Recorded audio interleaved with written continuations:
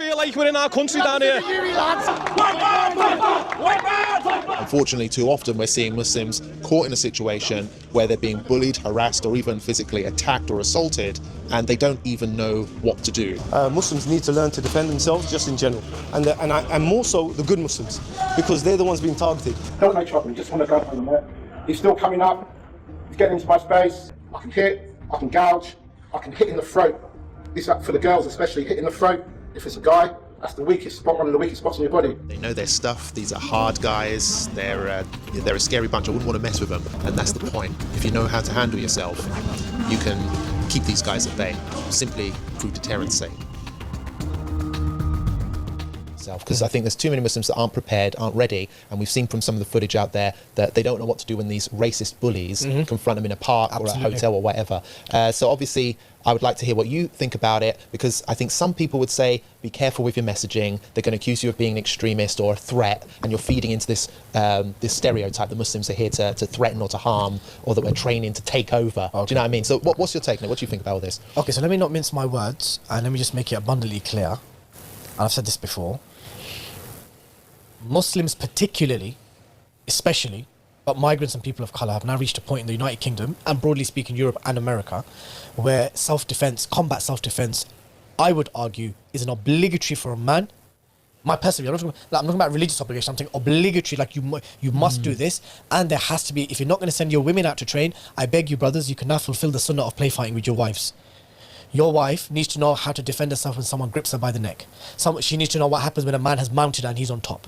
She needs to know what to do when someone's, gripped her with two hands. How do you break that lock? She needs to know these very basic foundational self-defense. I know it's a cultural taboo. I know the idea of, especially for conservative Muslims, for our women to be rolling around and wrestling is unladylike, it's unfeminine. But Uqsum Billah al-Azim, we have now reached a stage in the UK, especially in the UK, where we need to now learn to self-defense. I couldn't give a rat's how or what or how they take this comment that I just made. It is open season.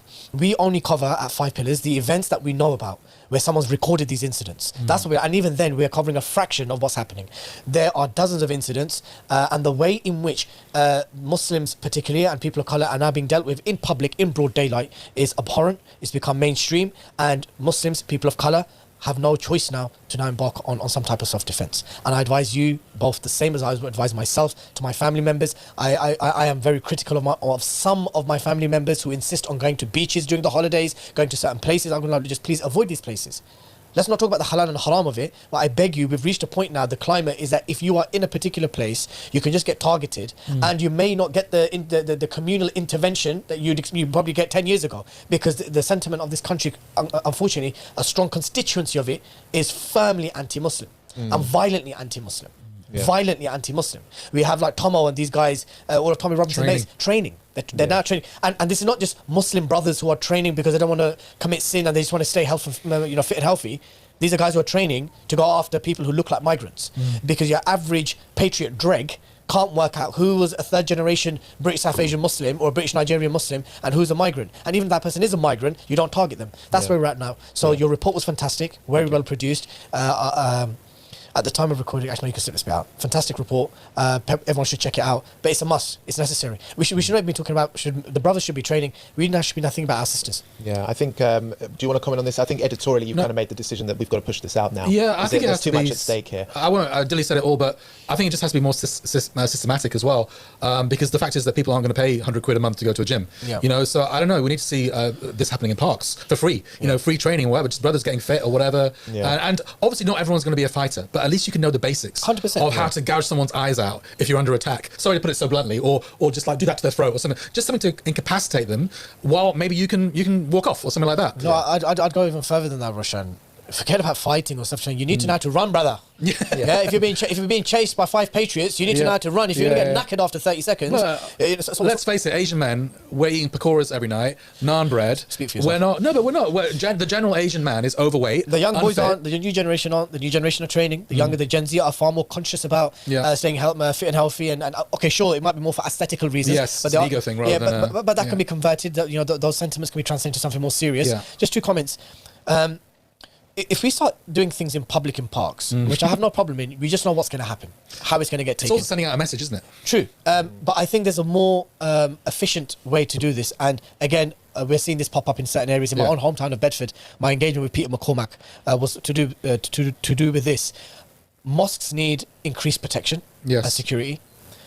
Those communities where there are a large number of Muslims and migrants, or there's a high concentrated number of masajid, there needs to be community funded efforts to increase security. Now, you don't expect people to do this for the sake of Allah, fi sabilillah. It's just not going to happen. People are not going to be doing patrols at 3-4 at night for free. Then we need brothers and sisters with deep pockets. Wallahi, we have enough millionaires in this community. Many Muslims I know own many properties. We need you to support these efforts. I know there's government funding there. We just need to stay far away from government funding. Yeah, it's not worth it. Because Do you know what, Dilly? Sorry to cut you off. They can't even access it. Why can't I they went access to mosques are struggling to access it. This was one of the feedbacks that we got from Why? the event we covered on. They just can't get through to it. The process of applying for the funding, Okay. Making them jump through hoops. making them jump through hoops. They have. It's like since they introduced it, many mosques who have applied for it still haven't even gained access to it.